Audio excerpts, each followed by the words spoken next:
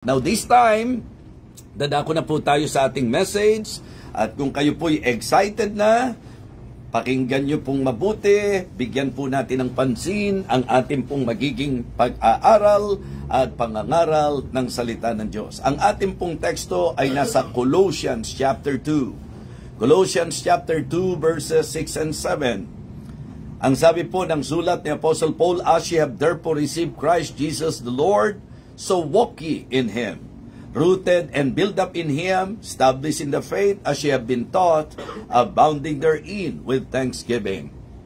Again, ang sabi po ng ating mga talata, "As ye have therefore received Christ Jesus the Lord, so walk ye in Him, rooted and built up in Him, established in the faith as ye have been taught, abounding therein with thanksgiving." Pagpalain po ng Diyos ang pagbasa ng kanyang salita.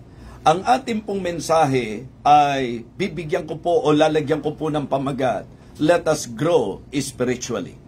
Let us grow spiritually. Meaning, sa ating pong spiritual life, kinakailangan po nating lumago. Okay? So, at ito po ay isang bagay na hindi dapat binabaliwala ng mga Kristiyano. Ang ating pong pinakapundasyon sa sinasabi po ng pahayag ni Apostol Pablo, "As ye have therefore received Christ Jesus the Lord." Ibig sabihin po, ini-establish natin na ito po ay inaasahan o mensahe na ipinararating sa mga tumanggap po sa Panginoon. Ito po ay pangmananampalataya. At sa mga kaibigan po natin na nakikinig ngayon, marahil ito po ay bagong pagkakataon para sa iyo na makakarinig ka ng mensahe. Ang gusto ko muna pong unang isecure at isettle po natin yung ating pong spiritual standing before God. At ito po ay sa pamagitan ng karanasan ng kaligtasan.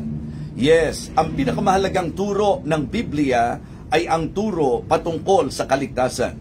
Sapagkat sa Biblia po sinasabi na ang lahat ng tao ay makasalanan at ang kasalanan po ay may kabayaran at ang kabayaran ng kasalanan ay kapahamakan at ang tanging paraan upang tayo po ay mailigtas sa kapahamakan, ang magkaroon ng katiyakan ng langit ay ang pagbibigay pansin at ang pananampalataya sa tanging daan patungo sa langit. Yan po ay walang iba kundi ang ating Panginoong Hesukristo. Kaya kung kayo po ay bagong nakikinig ngayon, gusto kong sabihin sa inyo na ang ministeryong ito, na ang programang ito, na ang ating pong ginagawa sa pagkakataong ito ay hindi po ang paghihikayat sa relihiyon. Ito po'y pagpapahayag ng salita ng Diyos.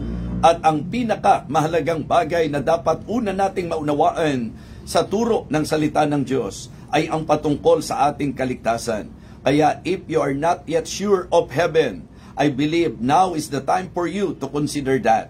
Now is the time for you to make sure and to secure your salvation. Importante po na tayo po ay magkaroon ng katiyakan ng kaligtasan at ito po ay sa pamagitan ng pagtanggap sa ating Panginoong Hesukristo. Huwag po kayong maniwala sa mga nagtuturo na hindi raw po mahalaga, hindi raw po kailangan, wala raw po yung pagtanggap. Pananampalataya lang po. Tayo po naniniwala na pananampalataya lang at ang pananampalataya po'y ginagawa sa pamagitan ng pagtanggap sa ating pong kinikilala na walang iba kundi ang ating Panginoong Hesukristo.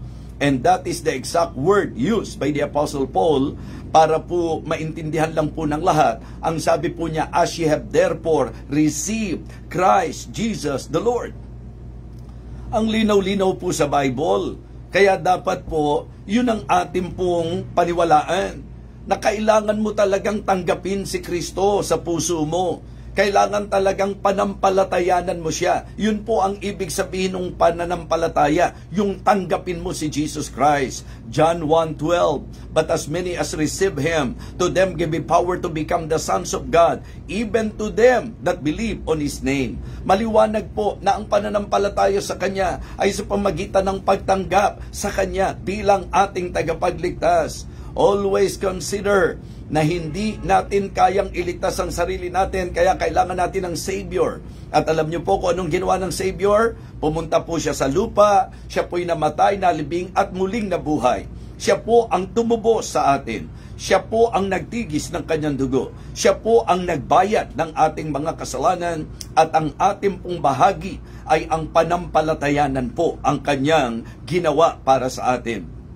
Kilalanin natin na siya lang ang ating tagapagligtas. Kaya kung ikaw naman sa pagkakataong ito ay interesado, ang pinakamagandang magagawa mo, aminin natin na tayo po'y makasalanan, pagsisihan po natin ang ating kasalanan, panampalatayanan po natin si Jesus at ang kanyang ginawa para po sa ating kaligtasan. At pagka po siya ay ating tinanggap, ang pangako po ng Biblia, mabibilang po tayo sa kanyang pamilya. At ang ipinagkaloob daw po sa atin ay buhay na walang hanggan.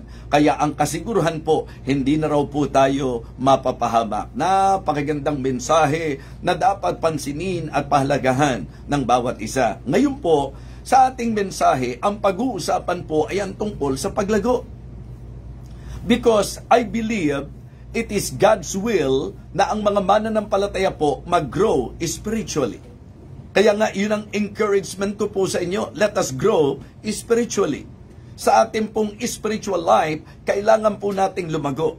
I remember the Apostle Peter sa kanya pong sulat sa ikalawang pagkakataon. Ano po? Sa 2 Peter chapter 3 and verse number 18. Ang sabi po, but grow in grace and in the knowledge of our Lord and Savior Jesus Christ, to Him be glory both now and forever.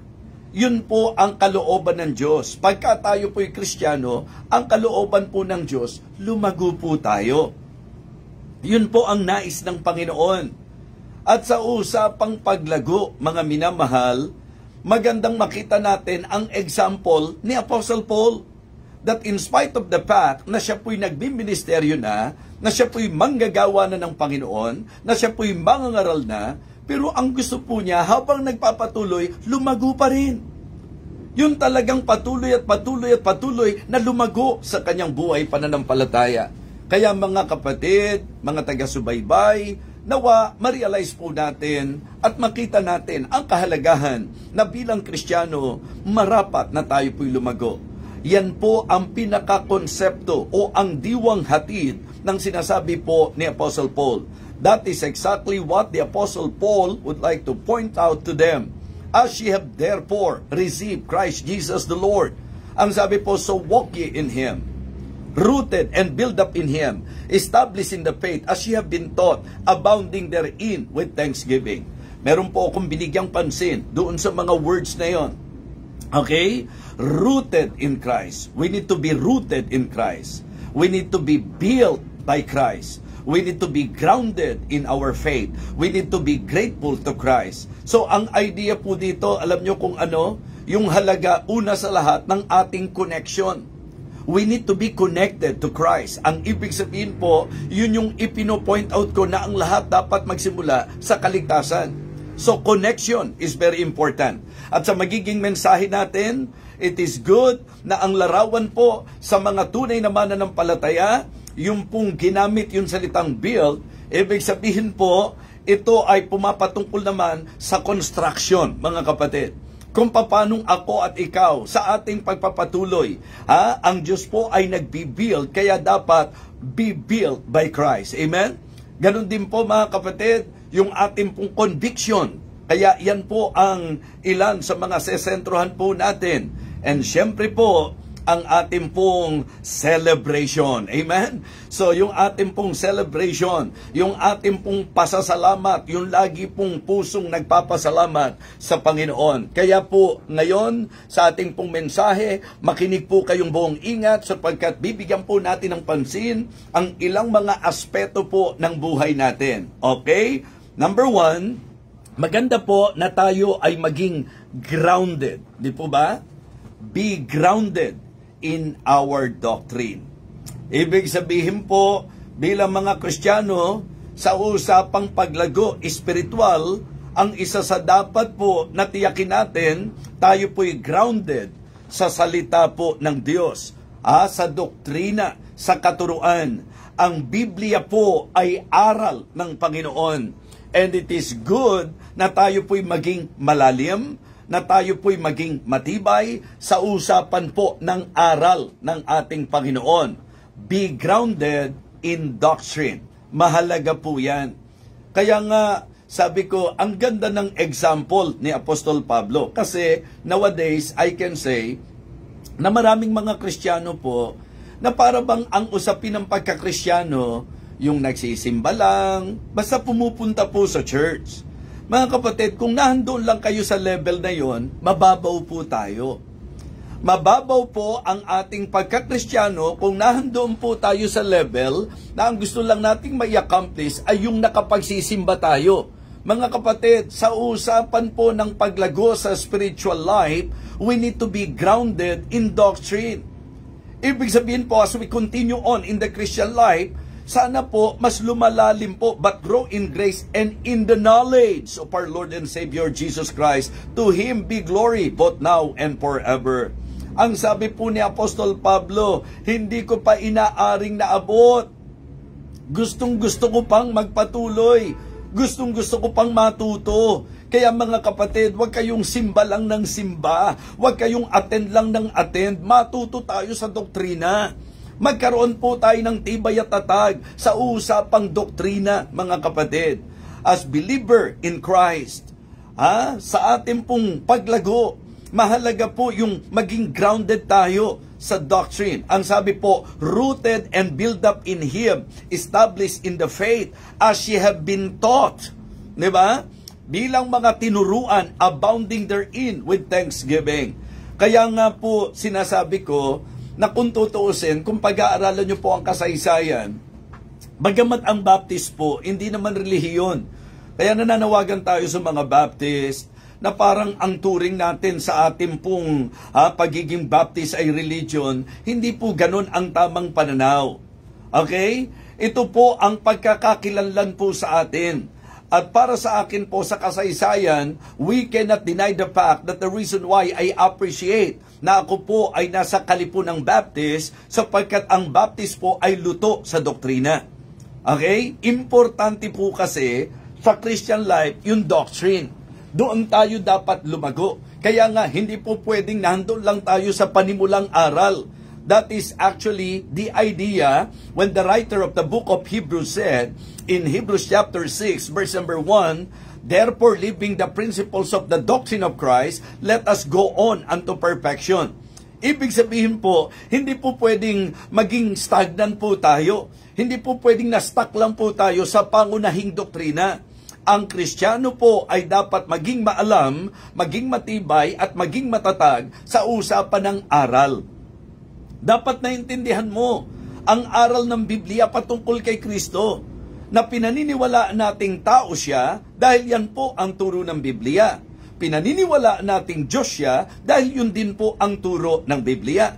Naniniwala tayo sa kaligtasan by faith. Hindi sa ginawa natin, hindi sa magagawa natin, kundi sa ginawa ng ating Panginoon, sapagkat yan po ang tamang doktrina. Naniniwala po tayo sa eternal security, sapagkat ang sabi po ng aral, eternal life ang ibinigay sa mga nanampalataya. Hindi ko naman po kailangan pahirapan ng paliwanag.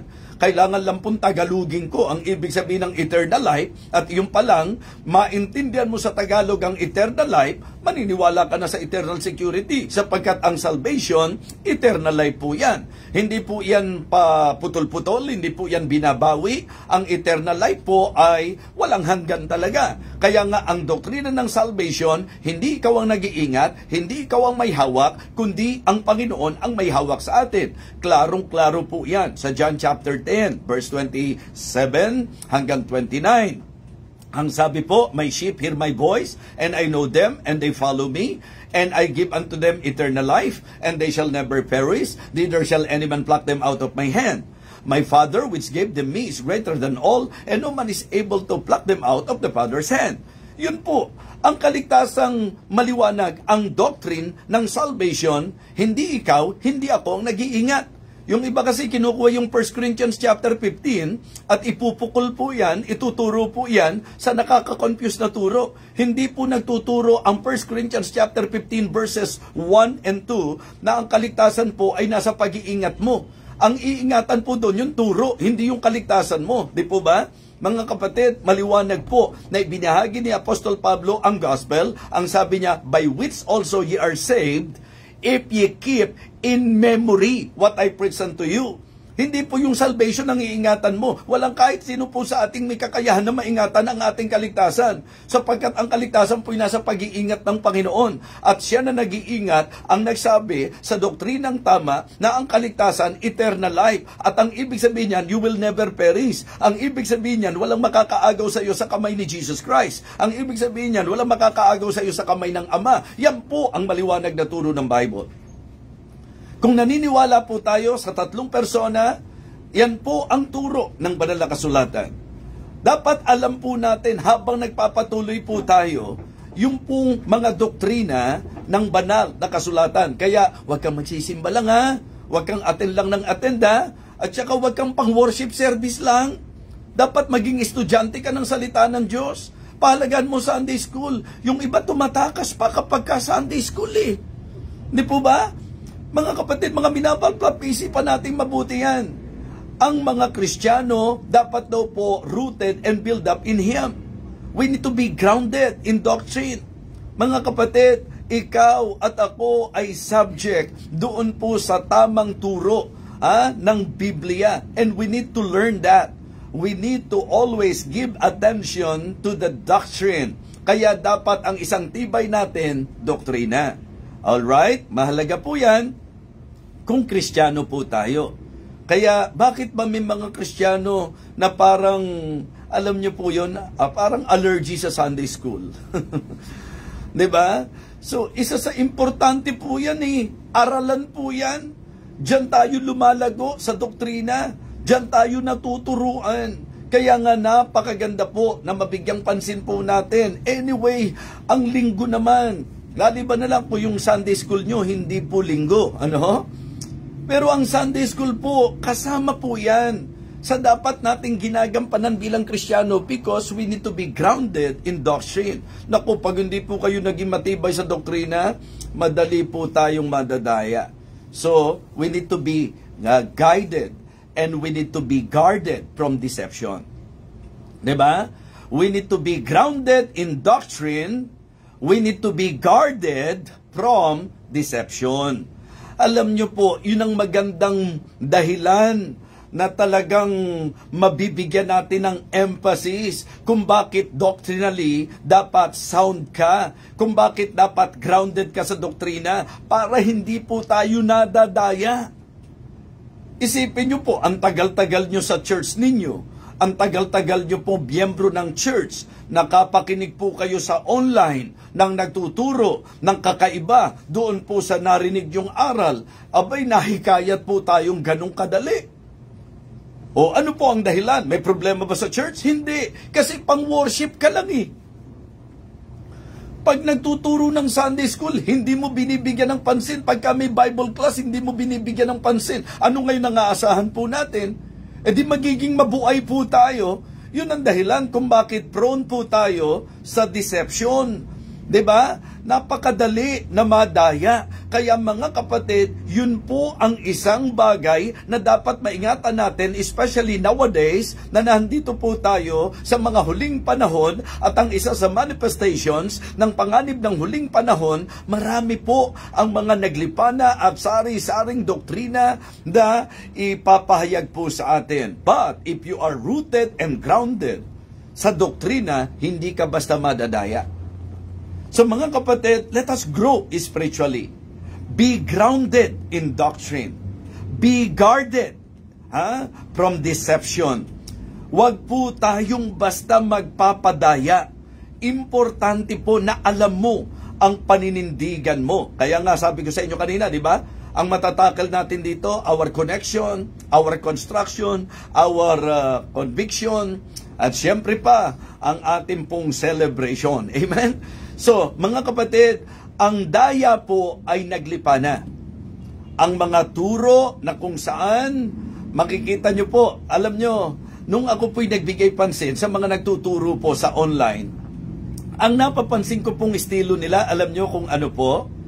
Magpupukol po ng mga talata na kung ikaw na nakikinig, hindi ka grounded, maniniwala ka kaagad.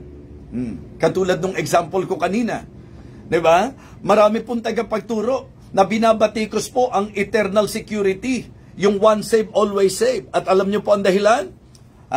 Dahil daw po sa Biblia, sinasabi raw po na kailangan iingatan mo. Tapos gagamitin po yung talata. Ipinakita ko po sa inyo, napaka-basic, napaka-clear na ang usapang pag-iingat sa mensahe ng kaligtasan yung aral, hindi yung mismong kaligtasan. Kasi kapag ka po ang ating pag-uusapan, yung salvation, wala tayong kakayahan. Ang Savior po, Panginoon, at yung Savior ang pakinggan natin. Ang assurance na binigay ng Savior, once na totoong nanampalataya ka sa Kanya, you will never perish. You have eternal life. Walang makakaagaw sa iyo sa Kanyang kamay. Walang makakaagaw sa atin sa kamay ng Ama. Isipin niyo po, malinaw na sa tamang doctrine, ang salvation, hindi yung tao ang nag-iingat, ang Panginoon ang nag-iingat. Hindi po ba napakaklaro? Ang dami-dami pa pong mga aral na kung saan po minsan magiging dahilan pa para sa church na kinabibilangan mo dahil nadaya ka, nang dadamay ka pa ng iba. Di po ba? Kahit nga po sa doktrina ng giving, di po ba? Nakakita at nakarinig tayo na ang tithes hindi na para sa atin yan dahil para lang daw po yan sa Israel, sa Israelites na nasa ilalim ng kautusan. O hindi ba naintindihan po natin sa tamang doctrine na wala pang kautusan, may tithing na? Paano mo palalabasin na ang tithing po ay nasa ilalim ng kautusan?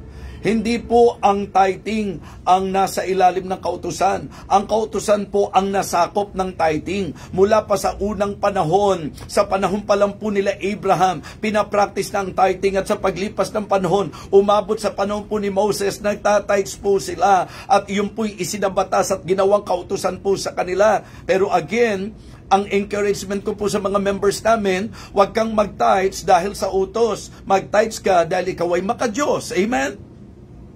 Sino ang po pwede na magsabing mali ako na nagtatites ako?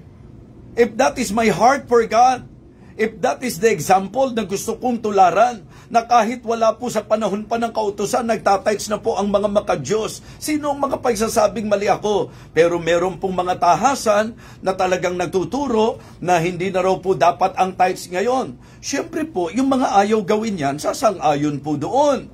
Di po ba? Pero wala pong karapatan ng kahit sino na questionin po yung mga gustong gawin yan para sa Diyos. At yan po, kung titingnan po natin, maka-Diyos po ba na gawin ko yan? Laban po ba sa Diyos na gawin ko po yan? Well, simpleng-simple, ingat kayo sa daya, mga kapatid. Kunwari, galit na galit sa tithing, tapos pagka pumasok ka sa kanila, sumapi ka sa kanila, kung ano-ano namang inventong giving ang ginagawa, di po ba? Yung iba nga po, may kasama pang paninda di po ba? May mga paninda pa po doon sa kanyang pagmiministeryo. So, I mean, that is the, alam niyo po, deception of the enemy. Kapag ka po tayo ay naging grounded sa doctrine, hindi po tayo basta madadaya. So, as we continue on in the Christian life, we need to grow. And as we grow sa ating pong spiritual life, mga kapatid, yun po ang magandang maging goal natin, to be grounded in doctrine, to be guarded from deception, and to grow in our devotion. Be growing in our devotion. Ito naman po ang isang gusto kong sabihin po, panawagan po ito sa mga Baptist. Huwag naman po ang galing-galing nyo lang sa doktrina, pero sa pamumuhay, bagsak po tayo. Sa Christian life, sa ating debosyon. Di ba, mahiya naman po tayo kung tayo po nagsasabing nasa katotohanan, yung sinasabi po nating mali, lahat ng serbisyo nila inaatinan, lahat ng pagtitipon nila inaatinan, tapos ikaw, sinasabi mo, ikaw ang tunay, ikaw ang Kristiyano, ikaw ang may alam sa katuruan ng Biblia, pero ikaw yung hanggang ngayon hindi mo pa matutunang umatin ng umaga, umatin ng Sunday school, umatin ng hapon, umatin ng prayer meeting. Paano mo sasabihin na nag-grow ka sa devotion kung hanggang ngayon hindi ka pa rin umaattend ng prayer meeting? Kung ginawa mo ng exempted ang sarili mo, ano yun? Special na special ka sa Panginoon? Na yung lahat umaattend tapos ikaw hindi? Diba? Na-exempted ka sa Sunday school? Mga kapatid, pag-aralan po nating mabuti. Habang nagpapatuloy tayo sa Christian life, dapat tumitibay tayo sa doktrina, dapat nababantayan tayo sa mga daya ng kaaway, at dapat lumalalim po tayo at nag-grow tayo sa ating debosyon.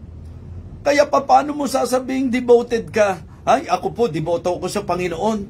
Pero hindi ka uma-attend ng mga services. 'Di ba? Ang mga nakikita nating devoted, ano ba naman 'yan? Meron na kayong Sunday services, meron kayong prayer meeting, pati ba naman Sabado, ano naman 'yon? Yan naman yung mga services katulad ng soul winning, katulad po ng mga practices o special number. Ganun na talaga pagka nag-grow sa devotion. Pagka napapamahal ka ng gusto sa Panginoon. 'Di ba? Pagka lumalalim ang pag-ibig mo sa Diyos, alam niyo po ang usapan debosyon ay may kinalaman sa lalim ng relasyon mo sa Panginoon. And dapat habang nagpapatuloy ka, lumalalim ang iyong pagkaalam. Si Pablo nga po, ang apostol na ito, napakalalim na, gusto pang lumalim pa. Napakalago na, gustong mas lumago pa. Napakagamit na, gustong mas magamit pa. Yun ang tamang kaisipan. Pero may mga Kristiyano po, aabutan na yata ng pagbabalik ng Panginoon, hindi pa rin nakaka-attend ng Sunday school. 'Di ba? Babalik na ang Panginoon, hanggang ngayon hindi ka pa nakakakompleto ng service. Sunday morning na nga lang, minsan ang dali mo pang ipagpalit ang gawain ng Panginoon. Unawain po ninyo ako, yan po ang dahilan kung bakit may ganito tayo, para paalalahanan po tayo. Kaya sana po, imbis na magalit kayo sa akin, mas mahalin nyo po ang taong nagpapaalala po lagi sa atin. Alam nyo, ang hindi nyo pagdalo, hindi ko po kawalan yan. Ang hindi nyo po pag-attend, hindi po kawalan ng pastor yan. Kawalan nyo po yan. Okay? Bakit? Sapagkat napakalaking benepisyo kapag tayo po ay dumadalo. And listen, kung ang Diyos mismo, habang tayo po'y nagpapatuloy, masyado po tayo nagiging deboto sa Kanya, ano po kaya ang po pwedeng maging dulot nito sa Kanyang puso?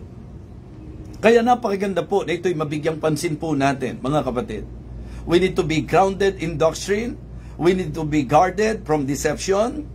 We need to be growing in our devotion. And we need to be grateful in our daily life. 'Di ba? Dapat maging mapagpasalamat tayo. Balikan nyo po yung teksto natin at makikita nyo nandun po lahat yan. 'Di ba?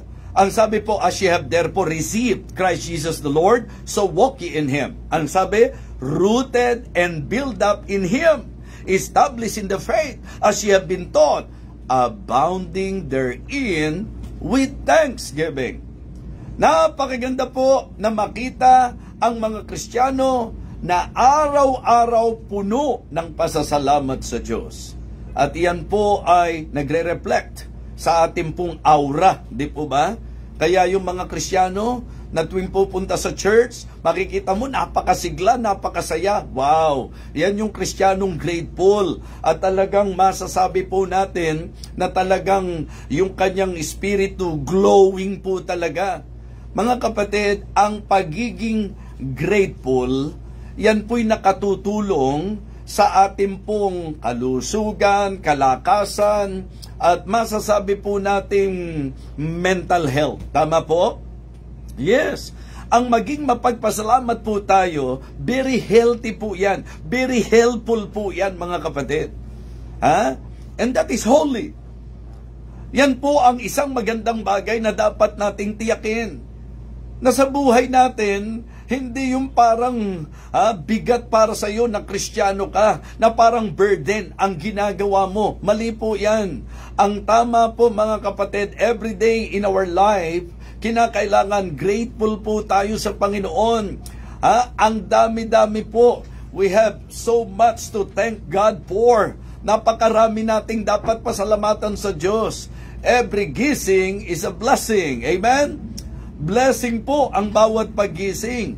At mga kapatid, if you will just open your eyes, makikita nyo po na napakarami nating dapat pasalamatan sa Panginoon. Yung bang idea po nung sumulat po ng kantang Count Your Blessing, name them one by one. Amen? So yun po ang sabi nung awitin. Kaya mapapaawit ka talaga pagka nakita mo kung gaano ka ka-bless. Ang sabi po niya, abounding with thanksgiving. Yun po ang napakaganda. Ang linaw-linaw po ng talata natin, mga kapatid. As ye have therefore received Christ Jesus the Lord, so walk ye in Him. Okay? Rooted and built up in Him. Be grounded in doctrine. Established in the faith. Be grounded in doctrine. Be guarded from deception. And then, be growing in our devotion. Okay? as ye have been taught, abounding therein with thanksgiving. Tayo po ba ay thankful na tayo po inaligtas? Tayo po ba'y thankful na meron tayong church? Tayo po ba'y thankful na meron tayong pastor? Tayo po ba'y thankful sa araw-araw niyang probisyon? Tayo po ba'y thankful sa lagit-lagi niyang proteksyon? Tayo po ba'y thankful sa biyaya niya na ating pong nararanasan? Tayo po ba'y thankful na ang awa niya ay bago tuwing umaga? Tayo po ba'y thankful na dakila ang kanyang katapatan? Tayo po ba'y thankful na buo ang ating pamilya? Tayo po ba'y thankful na tayo po ay walang karamdaman? Tayo po ba'y thankful na may karamdaman tayo pero ang biyaya ng Diyos ay sagana? Tayo po ba'y thankful na tayo po may pangtugon sa ating mga pangangailangan? Tayo po ba'y thankful na tayo po ay mayroong pangbuhay? Tayo po ba'y thankful na nagagamit tayo ng Panginoon? Tayo po ba'y thankful na may trabaho po tayo? Tayo po ba'y thankful na kumakain tayo? Tayo po ba'y thankful na may dinadamit tayo? Tayo po ba'y thankful na tayo po ay pinagpapala ng Panginoon? Mauubos ang oras natin kung mga pasasalamatan ang pag-uusapan natin. Kaya malungkot na makita ang church na kapag testimony time, parang walang gustong tumayo at walang gustong magsalita. Ano kaya ang nararamdaman ng Panginoon na sa walang pagod niyang pagpapala sa buhay ng bawat isa sa atin, parang umid ang ating dila na pasalamatan siya. Isa sa dapat attitude natin is the attitude of gratitude. Amen? We need to be grateful always. In fact, abounding with thanksgiving. Diba? Dapat nananagana po tayo sa pasasalamat. Oh, what a reminder. What a message. What a rebuke. Because, i-admit natin yan. Minsan, katamaran po sa atin na pasalamatan ng Panginoon. Minsan po, hindi natin talaga faithfully nagagawa po ito. Kaya mga kapatid, mga minamahal, let us grow spiritually. Lumago na po tayo sa buhay pananampalataya natin. Allow the Holy Spirit to work in your life. Let us obey the word of God, mga kapatid. Be grounded in doctrine. Be guarded from deception. Be growing in our devotion. And be grateful in our daily life. Wow. Sobrang napakagandang paalala po ito ni Apostol Pablo sa bawat isa sa atin. And you know what? Napakatotoo ni Apostol Pablo sa kanyang encouragement na ito. Sa kanyang exhortation na ito. Mga kapatid, the example of the Apostle Paul is, worth imitating. Talagang magandang tularan po, mga kapatid. Kung pag-uusapan grounded, yan po si Apostol Pablo. Kung pag-uusapan guarded, naku, yan po si Apostol Pablo. Hindi nyo basta madadaya po yan. Kung pag-uusapan po yung growth, diba? Lalo na sa devotion. Di lalo na po. Hindi madaling tularan. Napakahirap na makikita natin kung devotion ang pag-uusapan. And then, yung kanyang pasasalamat. Mula sa kanyang salvation, sa kanyang calling, at talagang sa biyaya ng Diyos kung bakit siya nakapagministeryo. Mga kapatid, mga minamahal, naway nabusog kayo sa ating pong almusal ngayong umagang ito. Sa mga kapatiran po natin na nasa iba't ibang bansa, salamat po sa inyong patuloy na pagsubaybay. Nawa, inyo pong nakikita ang benepisyo ng pagsisimula ng ating araw na talagang ang ating pong pinakikinggan salita ng Diyos. At sa mga nasa gabi naman ngayon, napakasarap na sarahan natin ang ating araw na ang napakinggan natin ay ang salita ng Diyos. Paano po doon sa mga hapon na tanghali? Pasalamatan po natin na nasa kalagitnaan ng araw. Tayo po ay nakakakain ng salita ng Diyos. Simple lang po ang ibig kong sabihin. Umaga man, tanghali man o gabi man, lagi pong dapat pasalamatan natin ang salita ng Diyos na ating napapakinggan. Mga kapatid, let us grow spiritually. As ye have therefore received Christ Jesus the Lord, so walk ye in Him. rooted and built up in Him, established in the faith as you have been taught, abounding therein with thanksgiving. Let us pray. Our gracious loving God, our Father in heaven, thank you so much for blessing us through thy word. Thank you for your wisdom. Thank you for the filling of the Holy Spirit. Thank you so much. Lord, we pray that you will continue to help us upang kami po'y lumago spiritually. Thank you for this reminder, O God. At kung medyo kami po'y na-rebuke, makita pa rin po namin na beneficial pa rin po ito para po sa amin. Nawadakilan Diyos, abutan mo po kami na may tatag at mayroon pong tibay sa doktrina.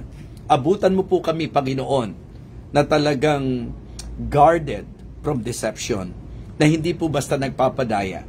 Abutan mo kami, dakilang Diyos, na talagang lumalago sa aming debosyon at talagang ang puso'y puno ng pasasalamat sa kabutihan mo, sa kadakilaan mo, Panginoon. Thank you so much. May you continue to bless this ministry, O God, especially your humble servant. Lord, I need strength. Help me. Bigyan mo po ako ng mabuting kalusugan at ang kasaganan ng iyong biyaya ay patuloy mong ihayag sa buhay ng iyong lingkod. Thank you so much, Heavenly Father. Bless each and every one of us. Pagalingin mo po ang mga may karamdaman. Bigyang solusyon mo po ang mga may problema. Palakasin mo po ang nangihina. At nawadakilan Diyos, tugunan mo po ang mga may pangangailangan. Nawadakilan Diyos, lahat kami ay magnais na lumago spiritually. Pinupuri ka namin, dinadakila aming Ama. Ito po ang aming panalangin sa pangalan po ng aming Panginoong Jesus. Amen. Amen. Praise the Lord. Salamat po sa inyong pagsubaybay. Shout out po kay Pastor Jabez Orara at ganun din po sa ating mga kasamahan po dyan. Kanina po kausap ko sila, si Sister Franz, si Shanine at si Nicole. Shout out sa inyong lahat dyan. Preacher Dick, shout out sa inyo. Sa mga taga-Italy, Pastor Andy Mananon, shout out sa mga kapatiran natin dyan. Si Pastor Genesis Permalo, shout out dyan sa Milan, sa Como. At ganun din po sa Canada, Pastor Eric, shout out po. At dito po sa ating bansa, shout out mga pastors at sa inyo po mga miyembro. Naway patuloy po kayo sumabaybay dito po sa ating ministeryo. Shout out din po sa aking pong matalik na kaibigan, Pastor Carlos Darlucio. Ganun din po si Pastor Perdy Laus at Pastor Edgar Pohas. Excited po ako sa fellowship po natin ngayon. At nawa, ang bawat isa po ay tunay na napagpala. Hazel, anak, shout out sa iyo. Ati Ana Lacuna, shout out din sa iyo. Sister Susan C, shout out po. At sa ilan pa sa mga kasama po natin na sumubaybay ngayon. Ito pong muli ang inyong lingkod, Evangelist Fernando de Vega, na ang tibok ng puso, lagit-lagi ipangaral ang salita ng Diyos at parangalan walang iba kundi ang ating Panginoon Diyos. Please, ingat po kayo lagi at ipanalangin po ninyo ang matagumpay na anniversary celebration ng Living Water Baptist Mission London sa pangunguna po ni Pastor Jabez at ang ating po magiging speaker, Pastor Kenneth Lagman. Muli po, maraming salamat. To God be the glory.